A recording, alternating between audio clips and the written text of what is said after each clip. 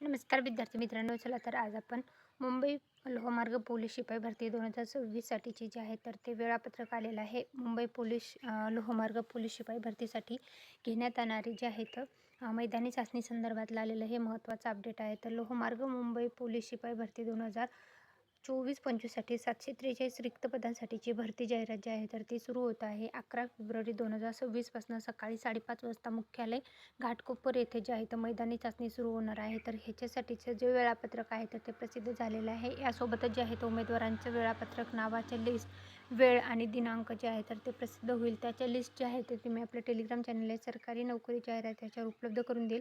लोहमार्ग मुंबई पोलीस शिपाई भरतीसाठी ज्या उमेदवारांनी अर्ज केलेले आहे तर त्यांच्यासाठी आलेलं आहे खूप महत्त्वाचा अपडेट आहे. मैदान जे आहे 100 मीटर, 1600 मीटर, 800 मीटर आणि गोळाफेक या प्रकारचं असणार आहे. याची सर्वांनी नोंद घ्या. कागदपत्र जे आहे ते तुम्हाला सोबत कुठले घेऊन जायचे आहेत तर तुम्ही अर्ज केलेले जे डॉक्युमेंट आहे तर त्याच्या झेरॉक्स घेऊन जायचे आहेत. त्यानंतर जे ID कार्ड घेऊन जायचं आहे. त्यानंतर तुम्हाला जे आहे तर आलेलं हॉल तिकीट घेऊन जायचं आहे. तिथं तुम्हाला हे सर्व डॉक्युमेंट जे आहेत ते सोबत घेऊन तुम्हाला तुमच्या मैदानी चाचणीसाठी हजर राहायचं आहे. तर ही होती लोहमार्ग मुंबई पोलीस शिपाई भरती मैदानी चाचणी संदर्भातली आलेली महत्त्वाची update. Thanks for the watching.